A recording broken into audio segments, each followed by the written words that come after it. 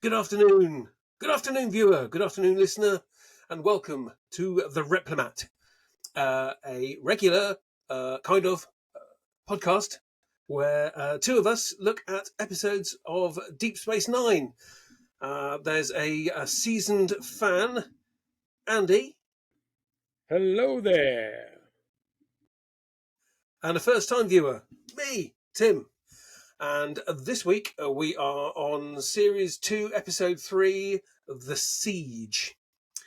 Which was written by Michael Pillar, directed by Winrit Colby, and first broadcast on October the 11th, 1993. So that's the episode that we're going to be discussing. But before we get there, we're going to do what everyone loves to hear, and that's to find out what we've been up to recently. So, Andy, how's your week been? Surprisingly, not too bad. I'm Good. walking better. Um, I'm back to work, so that's kind of helped, shockingly. Yeah, I was limping for a bit, but sometimes I can walk and it doesn't even look like I've got a limp. Sometimes. Nobody wants to see you looking limp. No. Well, this is what I've heard from many people. Um, hmm. So yes, that's work-wise. Beyond that, because now I'm back at work, of course, I don't have much free time, which is kind of good, to be honest, because I had way too much of that. But I have, just before I went back to work, decided to go through the whole of the Star Trek Picard TV show, because I've not watched the whole thing through, only watched like as it's been airing. So, yeah, I'm on season 2 at the moment, nearing the end, only 2 episodes to go. And my review of that would be summarized in season 1 shows so much promise, where they do some nice different things to the characters and indeed the Star Trek universe.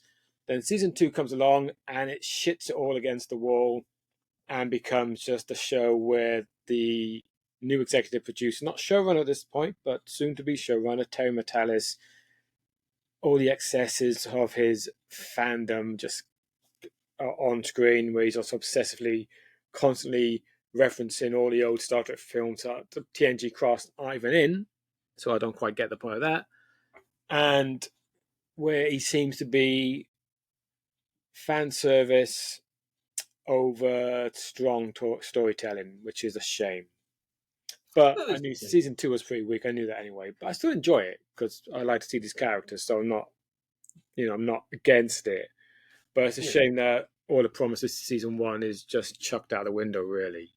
It's a modern storytelling, I suppose, gets like that. They're so busy with fan service that you sort of lose just focusing on good, strong stories. The character work's good, mostly, except for you do have this thing where, we'll probably get to Picard at some point because, as I mentioned, a lot of it is sequel to DS9, so we will get to it in this watch anyway. Yeah. So we can revisit this. Um, my biggest issue, other than the fan service, particularly with season 2, is a lot of the character development that we're seeing a consequence of now happened off screen in the year between. And I'm like, kind of like going back to the old Doctor Who. Remember season 6?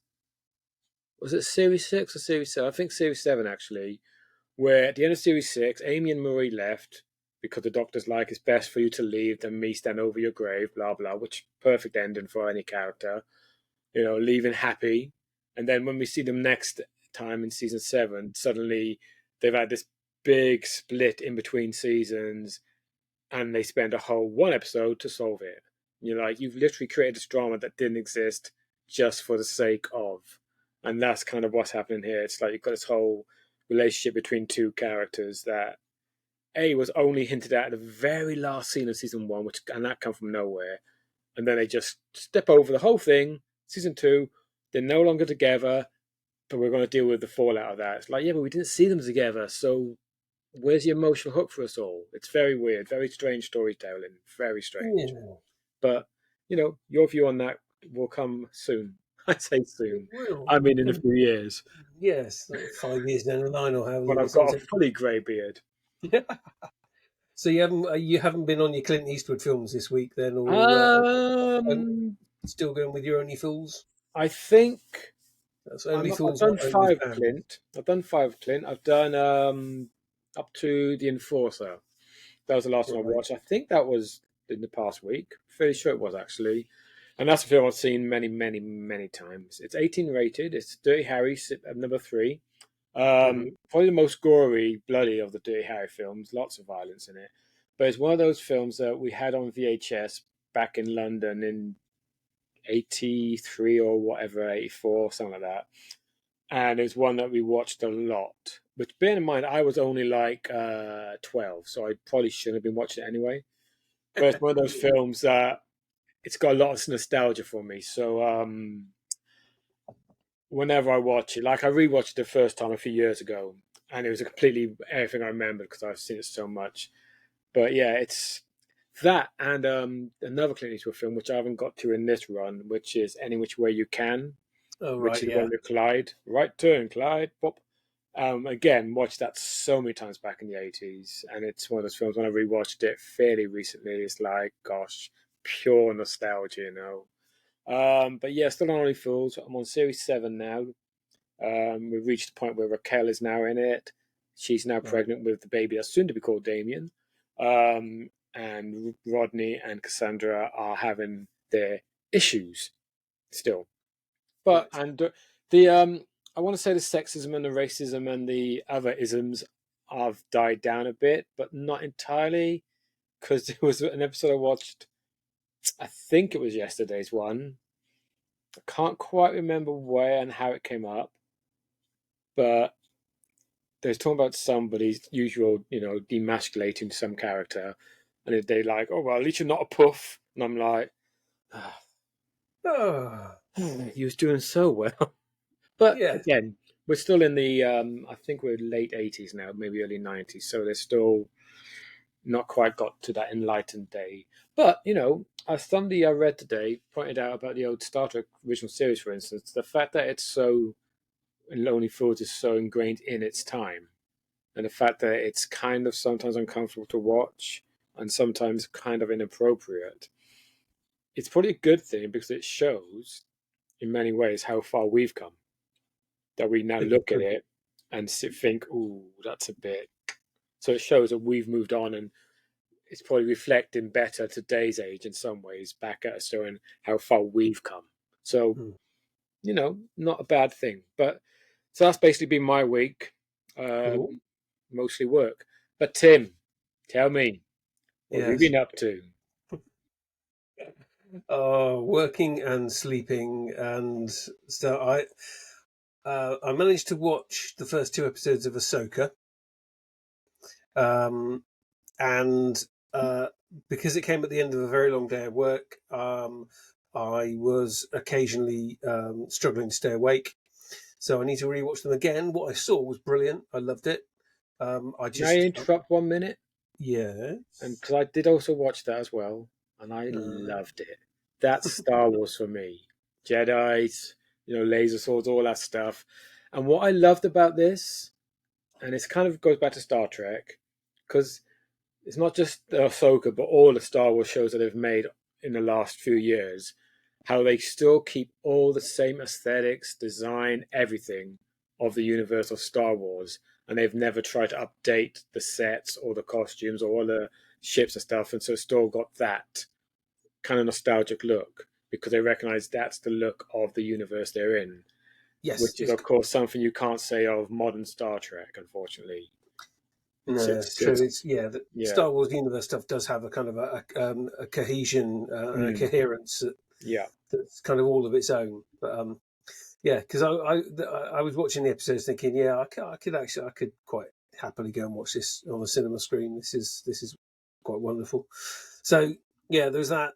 But yeah, no, nothing else particularly to write home about in terms of what I've been up to this week. I've just been working a lot, and when I've not been working, I've either been sleeping or parenting. Which sounds really dull, but that's kind of just Life stuff, man. that's Never ordinary dull, is life. it? Yeah, exactly. Yeah. We can't all live in with exciting lives and with really wild times. No. But there we go. Anyway, before this gets really, really boring and very maudlin, shall we pick up on the siege, which, as you slightly hinted at last week with one or two slips, and so I was expecting this to be the conclusion of the ongoing storyline at the start of season 2, and yes, as Majel Barrett told us at the beginning, and now for the conclusion. So thank you, Majel, for that giveaway. And yeah, another sort of markedly different episode, but still kind of continuing the same stories. I certainly, this first time viewer was impressed. From a seasoned fan perspective, Andy, tell me what you thought, having watched this one episode at a time over a period of 3 weeks. Um, Because I assume you don't normally watch it this way. You would normally just sit there and watch them all back to back. the Originally, when it first came out on VHS, I would have watched the first two back to back because obviously we didn't have it in the UK on terrestrial TV at this point. And So I 2 would, episodes per tape, so yeah, this would have been on the second tape of the season, wouldn't it? So exactly. So therefore, I had to wait. I would have assumed a month for the next episode, which it might have been 2 weeks. I can't remember back then. It may have been a did they 2 week not release. did they not release them in sort of two videos at a time, or was it just one? Was it just one a month? As I recall, it was one. I say a month. It might have been fortnightly. I forget now. I think month Okay, seems more likely though, because at the time, of course, they would have also still been released in TNG, because we're now on the final season of TNG. So they would have been presumably. Again, it's well, we're talking nine. We're talking 30 years ago, I guess. we are Um, almost exactly 30 years ago. yeah, yeah. I mean, in terms of VHS release, I guess we're 29 years ago. But I recall they would have released DS9. Maybe again, this is just vague memory. Maybe they released a so many initials TNG tape 1 week, then a DS9 the next week, then a TNG. But I forget. I got a feeling though it's more likely two tapes a month, which would be 4 episodes, two of Next Gen, two of DS9. Yeah, It's odd. It's different. I don't know. It's hard to say because obviously I've seen these so many times over. Um, I don't think it loses anything by watching it weekly. I don't think it necessarily gains anything either for me. But then, obviously, when you're that familiar, it's hard to. It's like when I did my Doctor Who marathon. Marathon, it took me years. Rewatch when I tried to stick to one episode per watch as opposed to the whole story. Um, I don't know. With this, I don't know. I don't think it's made major difference, but it's a good, as you said, it's a solid story, and it's nice that each episode is quite different in the tone. Not the story it's telling, because it still is very much one story, but it's this aspect is very different from last week. Like last week was what was last week? What it was a mid part, wasn't it? Where you're revealing the stuff about the circle, focusing on the circle. corporate side of Yes, things. Whereas this one is now focusing on basically it's based on the siege, hence the title. yes, With the circle stuff in the background and Beijing in the background, and the government and all the politics and whatnot going on in the background. But the main focus was obviously on the station. So yeah, the first 3 episodes, it's good that they've all been fairly different. So I've enjoyed them. They've all been different, not repeating themselves, which I think it's pretty impressive when you think this is one story told over 2.5 hours, I guess. yeah. Which Well, they get a lot in those 2.5 hours when you really think about it.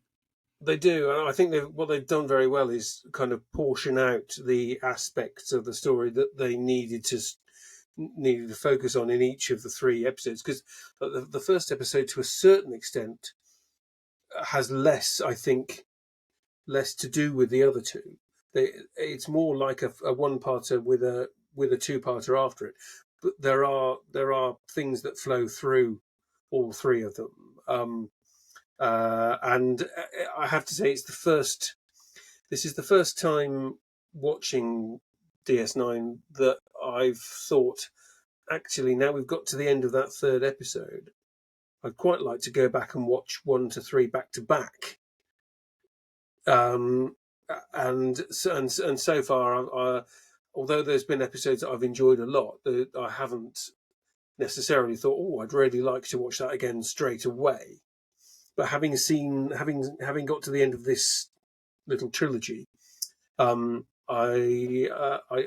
do feel that that there would be value in going back and watching them all again back to back, just to see how kind of cohesive they really are. Because I've enjoyed them week after week, and I've enjoyed their difference as much as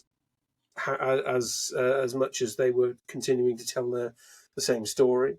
Would you, in that rewatch, Yeah. include the end of season 1 then? Because that's kind of almost a prologue to the story. Or would you not so because Keiko's too much involved in it? Possibly. I hadn't really thought about the end of first season, but so no, I think I'd like to just pick it up at the beginning of the second season. So yeah, just do those 3. So I don't know whether I will. But certainly if I get the opportunity, if I get the chance, then I think Finding the time, I think I will. So and it's good to see everyone out of their comfort zone again. Kira gets some nice action. She gets that nice little sort of away mission with Dax, which is great. Dax's nose bit, is that something? Is that makeup that she added to it? It wasn't really clear. Or whether she doesn't have the ability to change her appearance like that. No. That was obviously somebody on Bajor, presumably has Sort of, extra ridges that just pop on them. Not sure how that. I mean, it's a funny moment. What do you think of the nose? Huh? Oh, well, I think I might keep it.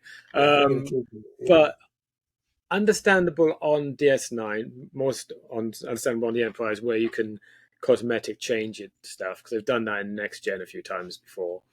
Like when people on away missions, they just put a bit of latex, whatever. In modern Trek, of course, it's this new epidermal thingy they can do instead. You're like, what, 200 years earlier? But you do latex 200 years later? All right, then. Yeah. But, yeah, it makes you wonder, because I didn't think about it until you just mentioned it, that where did she get that from? I mean, really? Yeah. I mean, what? Did you just have spare ridges that you just stick on visitors? Yeah, pop one on. That way they'll never know you're from somewhere else.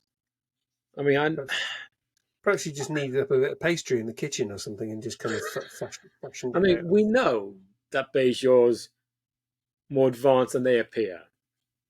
We know that because we know on the surface they're obviously a very deeply religious folk, very much into farming and stuff. But then they also have phases, but then maybe they got that from Arthur Kardashians. I don't know. Maybe a lot of their tech is left over from Kardashian's involvement, possibly. Yeah, maybe. Because it doesn't strike me that they're that advanced. But then they've got their own starships too. But again, we don't know. But I say this, but then that made me think of an episode towards the end of season 3 where we learn that ancient Bajorans were way, way, way, way more advanced than, because their civilization flourished centuries before humans did. Centuries before. So maybe because they embraced their religious side of them, that they kind of focus less on the technology. So that's why it's not so apparent. So maybe they have this technology and these, cosmetic abilities that, well, clearly they do, because Dax had a nose on her. A nose job, which I suppose she did. So clearly they do have. It's one of those things you're like, but how do they? It's like, well, clearly they do because we saw it. We saw the consequence, so evidently they do have. Yeah. If it's important enough, presumably we'll find out one day. But if not, then never mind. Well, put it this way: if a fan turned producer is one of these niggly things they've always thought about, they'll make a whole bloody episode about it. Yes. Just to be, because they can't possibly not fan wank over stuff. Ugh.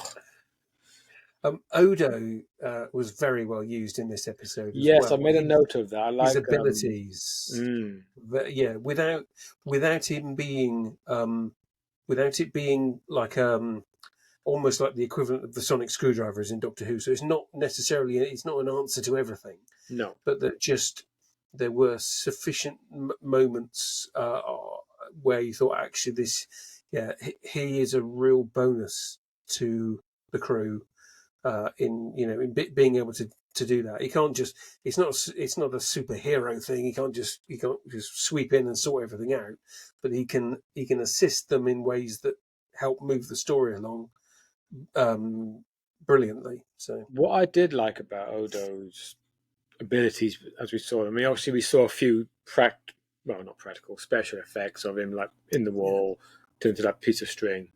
But there's a lot of moments where it is camera shots that suggested, like for instance, shots where it looks like he's just come out of the floor, but he hasn't really, because it's just yeah, low shot to make it appear, or that bit where he came out like that. So, and then he went like yes, that, which obviously from our viewpoint it means he's obviously just gone back into the wall, because yes, we see the wall next to him, so we assume therefore.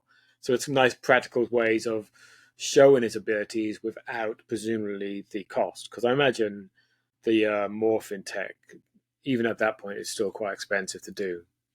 Because don't forget, yes. I this is think so. still relatively new, because the first time that would have been used was obviously Terminator 2, because that's Yeah, when they Terminator, actually which is created. 1991. Yeah, So and this is only 93. yeah, So, and Jurassic 90, Park so ended literally in 92, which would 1993. be season one of this, would be 92. So only a year. So they found a way to have that effect that they created for Terminator 2 in a cheaper TV way. And Yeah, it's still just as effective, I think, even today. It still looks yeah. really good. No, yeah. It looks fine, and also Mm. yeah, very well done. And uh, the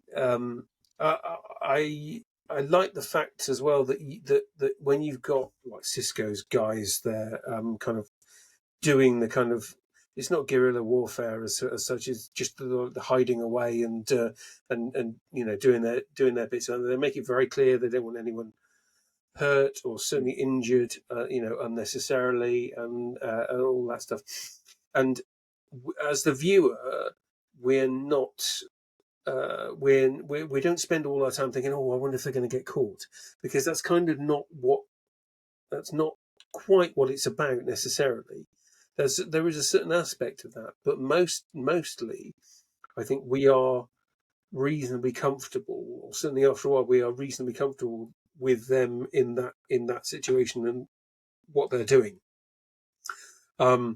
because there are several other strands as well. And when Kira and Dax move away, the success of their away mission is potentially more important. Um, and just so rather than it being a sort of a nail biter for the viewer thinking, I wonder if they're going to be found on the station, it's more about just enjoying what they're doing and allowing that to play out. Well, Uh, on the station, really, they're just not the distraction, but they are just kind of keeping General Krim, sorry, busy, essentially, they're the while Dax and yeah Kira deliver the actual evidence. And they're the also, B they're the B narrative, I suppose, in this, yeah, or the they're just, The B storyline yeah, in this respect, where they're kind of the A story at first, and then mm, about whenever it is sort of 5-10 minutes in, when they branch off, Kira and Dax fly off with the A story, mhm. and yeah, Cisco's left behind with the B storyline, and Yeah, that yeah because all Cisco's job is, all his goal is, keep these guys busy, separate them, yeah so I can talk to Krim and explain the situation, where Dax and Kira are off trying to just deliver the evidence, But of Yeah. course, naturally, they get attacked en route, and The things don't evidence quite that go. that they do seem to take on like face value, and on the they take they accept the word of that. I think, but my only, and it's not a complaint as such. I think I would have been more convinced myself as a viewer if there had been some kind of visual um, uh, kind of record as well as just the manifest. Well, yeah, because we don't see all we see is Kira hand it, and they're Yeah, like, "Oh, we'll have to look at this," and then cut that's right. to they've looked at it and so on. I suppose Yeah. them looking at it's not that important because we know it proves the viewer Well, because no, we saw them get the information last week, so we know it's true. So I suppose we don't need yes. to see it. Well, yeah, I I suppose. suppose it's more important the whole fallout with obviously Lee now getting killed and Kira's responsible. I think that's probably more important, Yeah. I guess. And also, this is an ongoing series, so if there are repercussions further down the line, Oh then they yes. will be revealed. Um, at the necessary Mm. time. It's not like everything needs to be wrapped up for the viewer in in this one package of episodes. I was thinking, yeah, potentially, yes, I'm potentially just being slightly selfish I wanted to in see that, that. in as much as this is what I would have Yeah. liked to have seen. Although, you do get, I suppose it's kind of that yes moment, kind of at the end where you think, yeah, you're going to get your Mm. comeuppance, and here's the evidence, and there you go. It's Well, we then certainly never whereas hear of Minister Jaro again. Not that I okay, recall. I mean, we may hear mention of him, but I forget now. We definitely will see him again. But then, as you see from the end, that that thread was really about Win anyway. yes, Because yeah, I don't get it soon twisted. as this evidence presented, Ooh, and she obviously right. knew about it. She obviously knew. She was in on this, and so was Jaro. They all knew. But as soon as it became clear, she's like, "Oh, we will definitely look at it, won't we?" Because straight away the wind turns. She's like, "Right, I'm going with the wind." Because, Yes. and of course, Kira's face straight away when she realized what's just happened, but she's just like, "I've literally just played into Wind's hand." But obviously, I had no choice here. But yeah, Wind's are devious. She has no loyalty to anybody but herself. And that scene, you're like, were you really just using everybody to get your own ends? Just like she did in the end of season one. Yeah. It's entirely about her agenda. And she's quite happily to go along with Jaro and the Kardashian side of it because she knew she ain't stupid, but only to the point where it benefited her. As soon as it doesn't benefit her, she's like, "Oh well, in that case, I'm going this way now because now suddenly I've got this because I can get rid of him, which means I can be elevated a bit more and I win." Yeah, she's a good character in that sense. Yeah. No, definitely. She's you watch her, you're just like, oh, she's playing, she's just yeah, you Yeah, wouldn't she's want her on your side. a wily politician. Mm. So, but is that Bailey's you're drinking? No, it was banana milkshake. God no, Bailey's is vile. Yeah, no. We're doing well. We haven't uh, gone on tangents at all until then.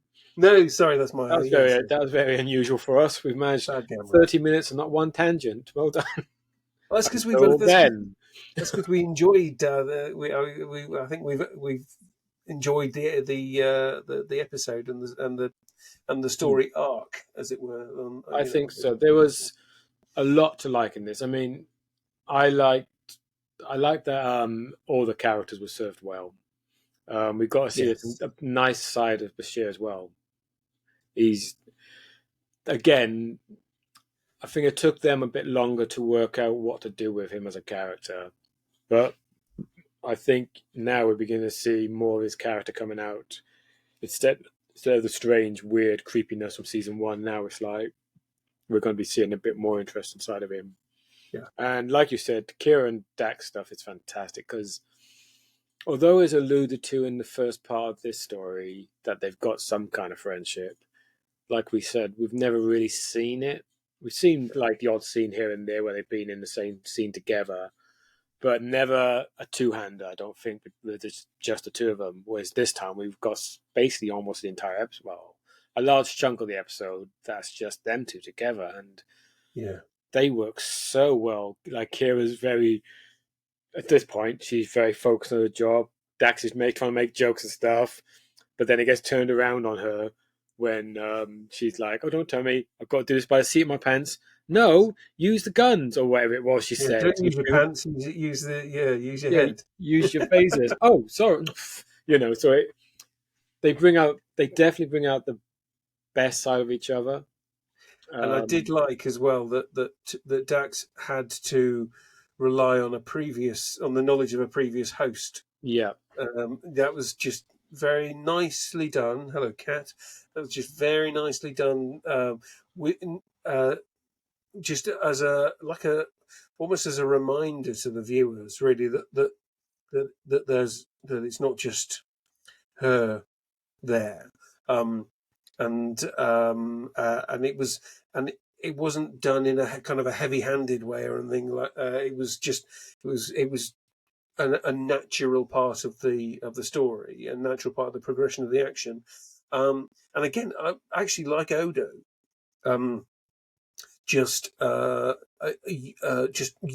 Using well their individual skills. That's it. There's nothing forced in any of these No.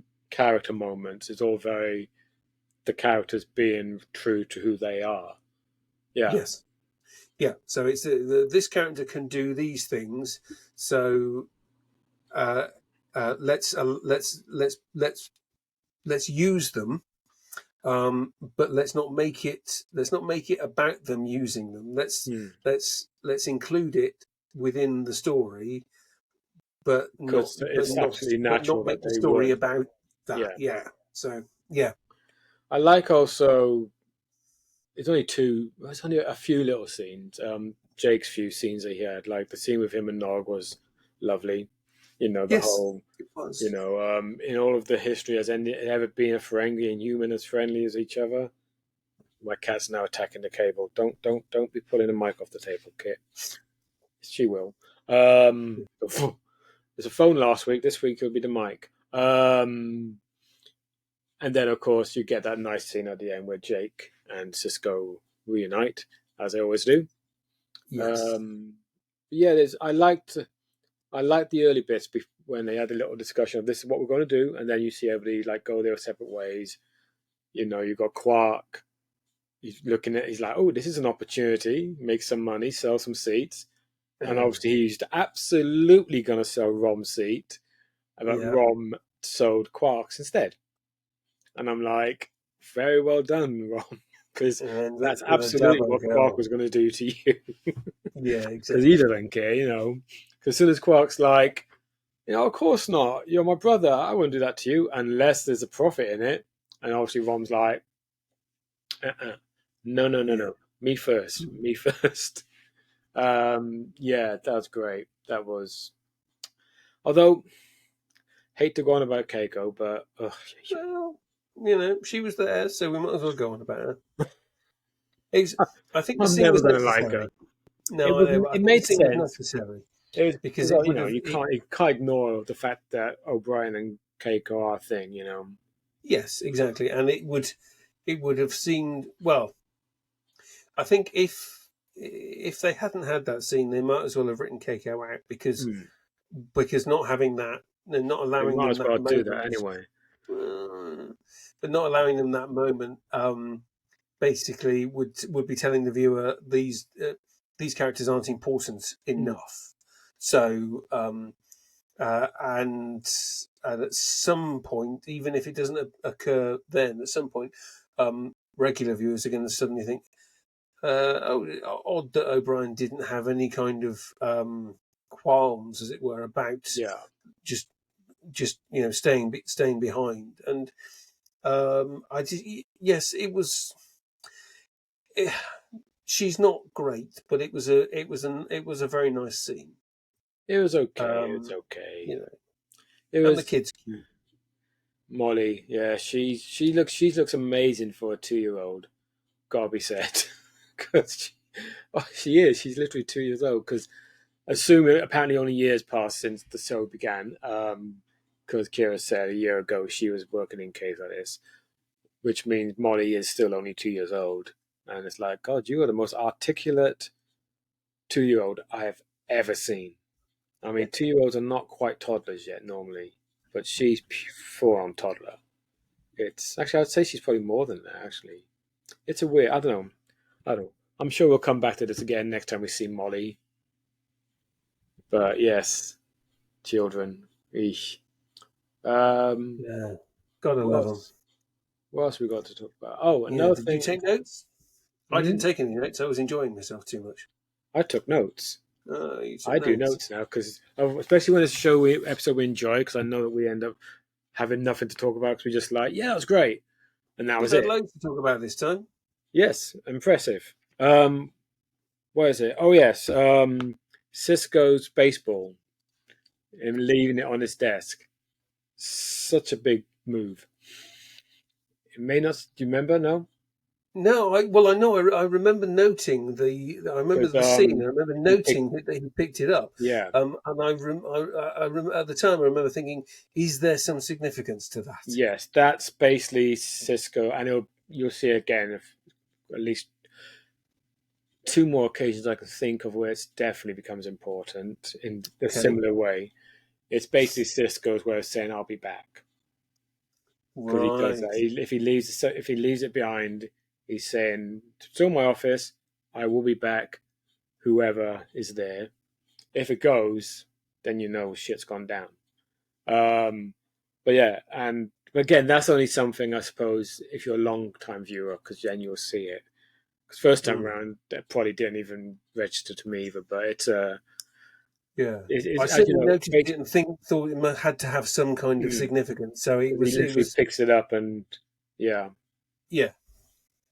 Um, the only gripe I have about this episode, and Hmm. not really the episode so much as the entire 3 part story, really, is I think Lee Nallis's role, and indeed ultimate, not his destiny, but his end point for the character, Fate. I think was very predictable. I think it was kind of like obvious where it's going to go.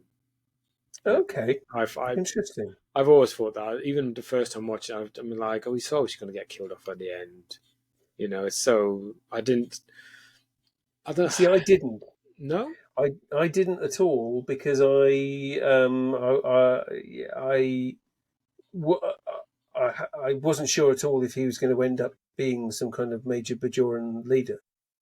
So Well, she could have I done. really I well I didn't I suppose really I hadn't thought about where he might end up or Mm, how he might end up. So that that probably has some bearing on it as well. Um, I I was conscious that he was very important uh, to what was happening on Bayshore. So kind of always had that in the back of my mind. There is that I think probably how he ended up was probably right for both the character and for um his was it his the kind of legend that surrounds him. mm. Well, yeah, I So suppose that does make sense because obviously his legend came purely of a misconstrued circumstance. Because obviously exactly. he just did the guy fell on him, you know. But this time he actually becomes the hero that people really believed him to be.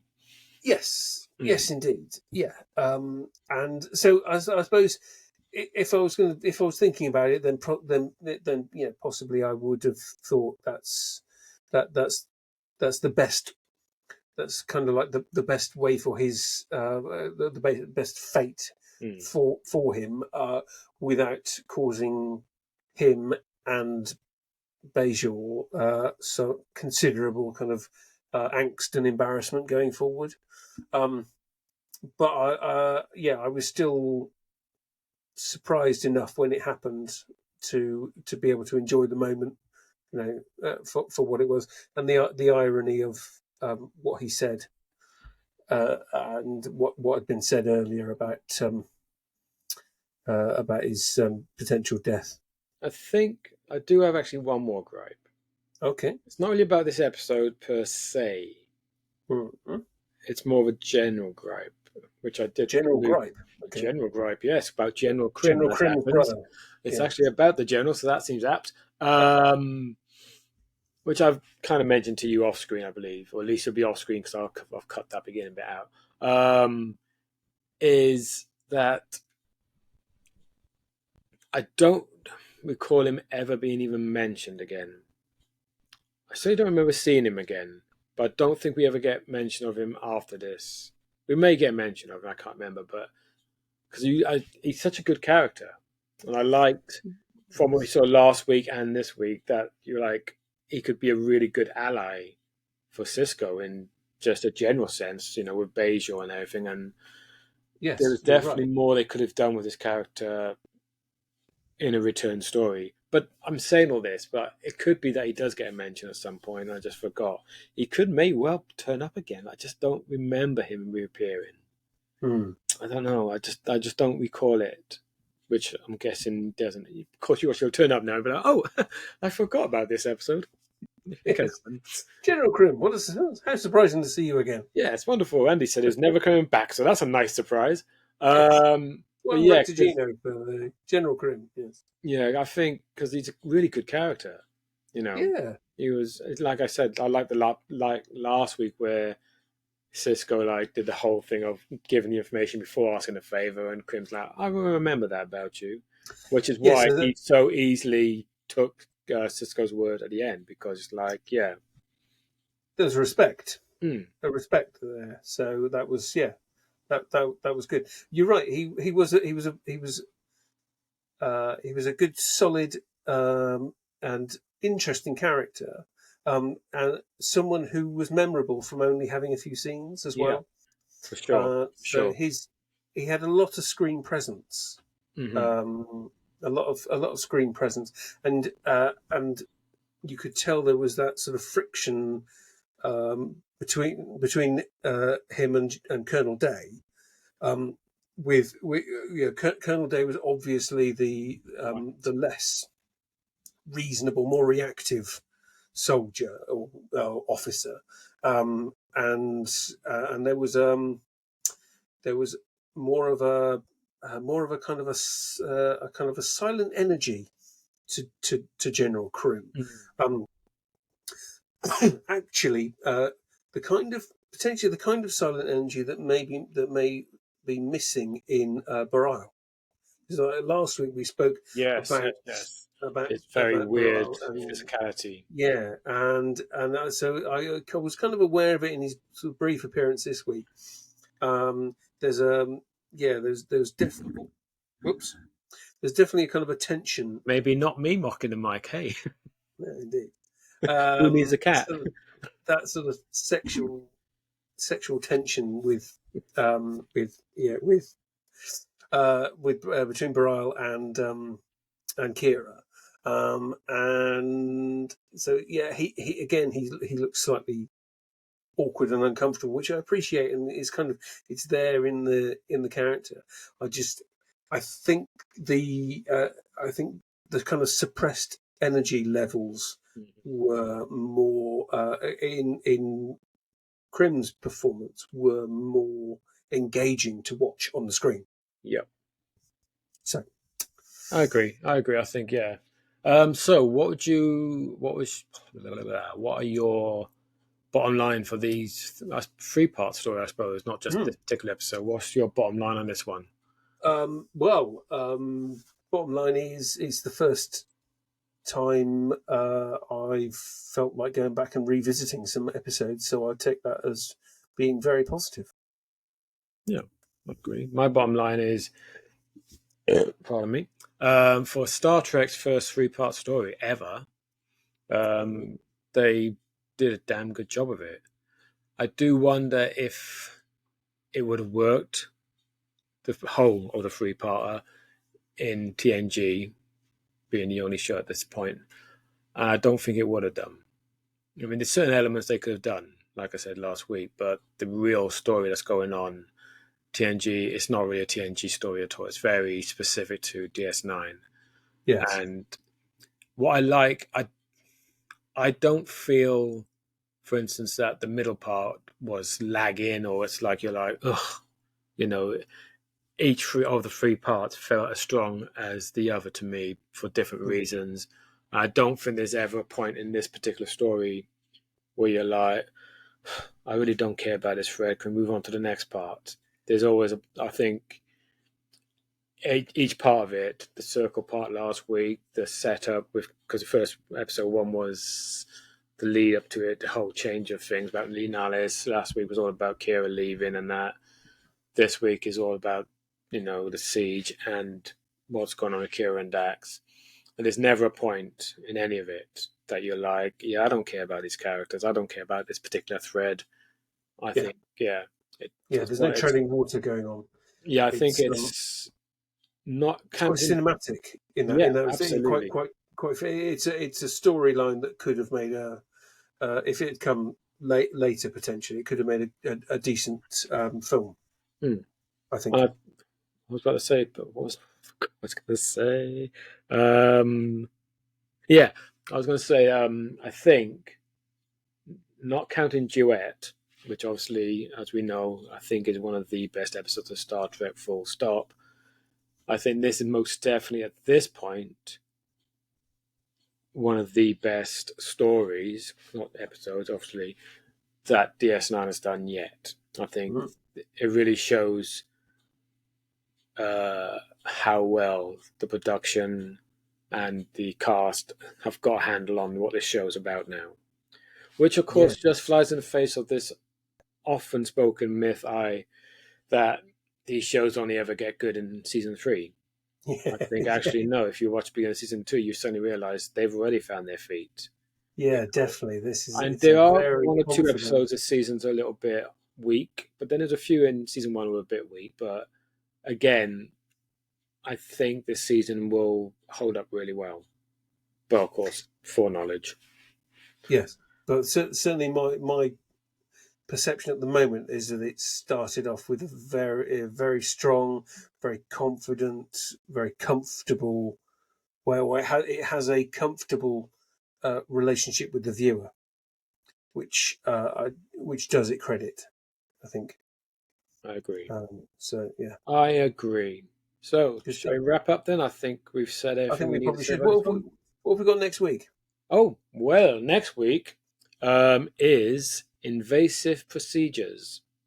Oh, all right. Do I have to wear a surgical gown? Hopefully, if everything goes to plan, we should have a nice special guest as well. Our first of season 2, not the last. Okay. But again, the way things go with us, technicalities. Who knows what could happen? Indeed. So Cool. yeah, cool. Okay, so invasive procedures. Yes. Invasive procedures next time. Oh, there's something to look forward to. So yes, well then that's us done for another week. So thank you very much, viewer. I hope it's been as much fun for you watching and listening as it has been for us recording. You can catch us on social media in all the usual places, as it were. Andy and I are both on I just rolled the wheel back Instagram and Threads separately. Oh, sorry, baby. Sorry, darling. Oh dear me. Sorry, baby. You okay? Yes, we're both on Instagram and Threads. I'm also on Twitter. There's an underscore in my handle on Twitter that isn't there on Instagram and Threads. I have a cat attack in my hand now. Right. Okay. Well, yeah. Well, while you feed your hand to the cat, I'll carry on waffling on. Yeah. Sorry. And then we are also as the Replimat on Twitter.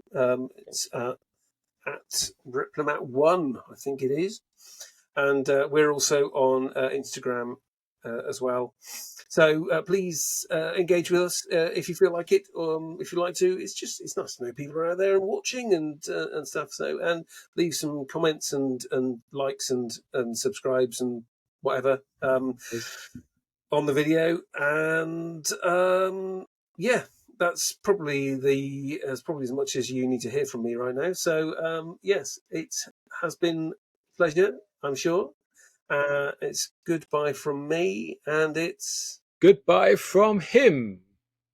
No, me. you. Yes, we Me. probably can't use that one because Oh no, it's that's right. Oh yeah, copyrighted. yeah. So, Goodbye from me as well. Me too. yes. Bye. Bye bye, Duggan.